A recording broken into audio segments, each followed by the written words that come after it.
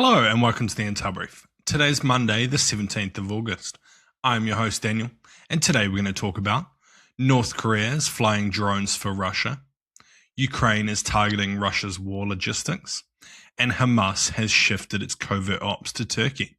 So firstly, Ukrainian military intelligence says that North Korean personnel are now operating strike drones inside Ukraine and directing fires, a step beyond the infantry role Pyongyang troops played since 2024. The claim is unconfirmed by Moscow or Pyongyang, unsurprisingly, but it points at DPRK soldiers gaining hands-on experience with modern loitering munitions and reconnaissance systems. It fits a widening pattern of Russia and North Korea's military cooperation, from artillery shells and KN-23 ballistic missiles to shared battlefield tradecraft. So what?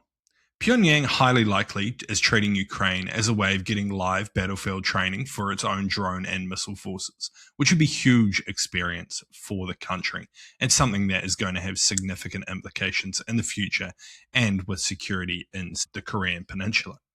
The combat experience will almost certainly be transferred back to the Korean Peninsula and raise the threat there. I think it's likely that we'll start seeing North Korean drone troops being kind of shown off in their propaganda footage and parades. Moscow almost certainly is paying for this manpower through technology and expertise transfers that Pyongyang could otherwise not obtain. I think is a bit of suspicion here that they're helping them quite significantly with their ballistic missile and nuclear weapons programs. This is kind of expertise that in the past no one would really give them, and Russia is in a key position to pass them this data that they otherwise would not be able to get. It's something that China kind of refused to help them with just through, raising the security situation. And next, Ukraine is waging a sustained deep strike campaign against Russian logistics and the defense industry base. It's hit 7 of the 10 largest wild berries distribution hubs since July and pressing drone strikes across occupied Crimea.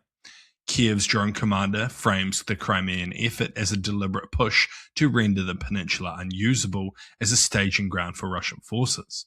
The campaign shifts Ukrainian targeting away from the contact line and towards the dual-use logistics network that sustains Russia's ability to generate combat power. So what? This is something I've kind of covered quite in depth over on my other YouTube channel. If you want to go see the Wild Berries video, make sure you go check it out over there. But I think Ukraine is likely adopting this doctrine of degrading Russian rear area logistics rather than trading fires along the front line. They've kind of seen that, Russia has a never-ending supply of humans it's willing to chuck into the meat grinder, and it's much more effective to ground down their logistics in the back area. This has a dual-use effort here.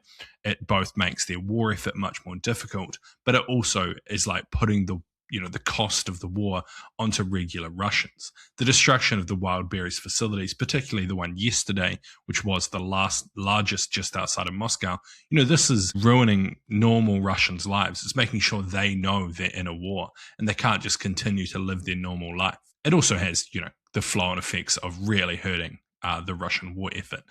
But yeah, sustained pressure on Crimea also makes it a realistic possibility that Russia relocates its key supply and air assets further east. This just makes the war harder for Russia, having to bring logistics from a much further away staging area just due to the threat of drones, which have crazy long distances now. So how far is Russia going to take these supply and air assets away? If Ukraine can reach out 2,000, 3,000 kilometers, you can't really be staging your supply and logistics that far away. That's crazy.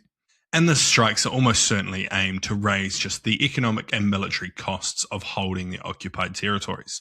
Just makes it extremely difficult.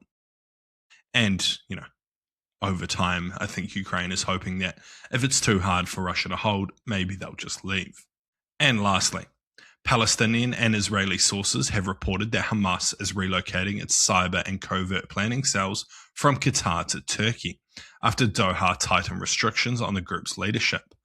The reported move follows Qatari frustration over Hamas appointing Khalid al-Hayya as the leader over Doha's preferred candidate, leaving public-facing leadership in Qatar while clandestine wings have shifted.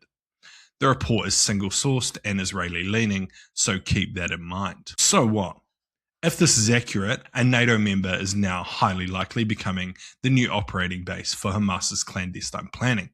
This is a huge shift and something that could really make the situation quite tense for NATO, especially as a lot of their operations are conducted within Europe, though, Turkey isn't the hugest fan of Europe despite being in NATO.